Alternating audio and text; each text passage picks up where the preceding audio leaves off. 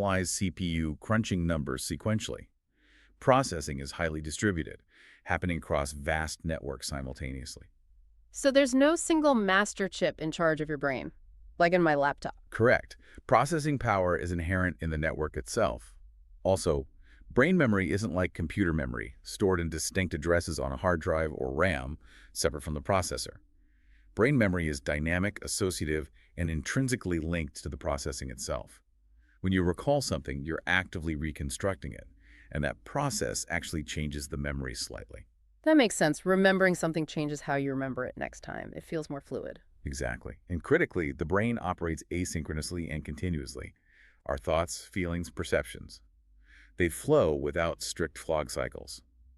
Digital computers, on the other hand, are fundamentally binary and discontinuous, operating in discrete steps determined by a clock speed. It's like comparing a flowing river to a ticking clock. Is that a fair analogy? That's a very good analogy.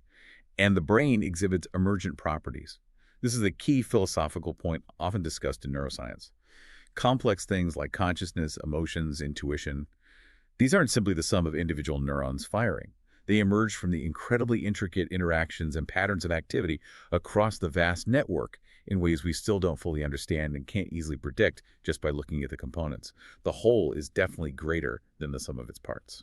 So simply building a really big network of artificial neurons, even a massive one, won't automatically give you something like human intuition or moral sensitivity. Not necessarily, no. Replicating the full functional complexity, the continuous processing, and these emergent properties might require substrates far more complex and continuous than current silicon chips. Hmm. Perhaps even something like, engineered biological systems, as wild as that sounds. This forces AI researchers grappling with machine morality to confront the same deep questions neuroscience is asking.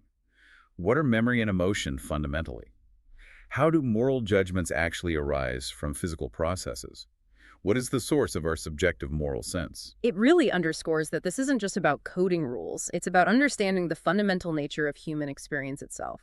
Which brings us to the really tough, specific challenges of trying to build machine morality. Can AI's information processing really be considered moral judgment in a human sense? This is a major point of skepticism, for sure. Many argue that AI simply executes predetermined code or identifies patterns in data. It doesn't make a judgment in the way a human weighs values, considers consequences, feels responsibility. It's just following instructions or statistical likelihoods. But the source offers a counterargument here, doesn't it? Saying that this view is perhaps too narrow, technically speaking. Computers can produce outputs that aren't strictly predictable or predetermined by the programmer. Yes, especially with learning systems. They can be programmed to guess or explore possibilities, evolving their strategies based on outcomes. The paper uses the example of a complex chess computer, or even more powerfully, AlphaGo. Even its creators couldn't predict every single move AlphaGo would make against Lee Sedol or guarantee its victory with 100% certainty. In a sense, AlphaGo made its own novel judgments during the game based on its learning.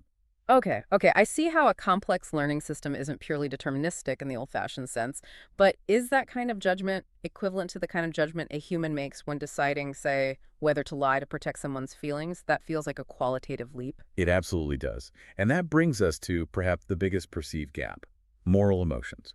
Emotions like shame, guilt, empathy, compassion, they are absolutely central to human morality. They motivate our behavior, inform our choices, and are critical for learning moral lessons, as researchers like Hoffman highlighted. Rosalind Picard was an early advocate for integrating emotional or affective computing into AI development. But the core objection remains.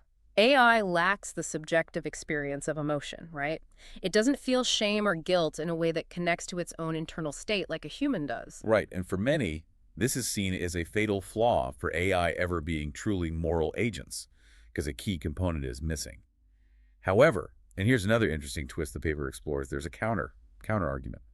Couldn't an AI without emotions actually be better at certain types of moral judgments? Better. How could that possibly be? Well, think about situations where human emotions can cloud judgment.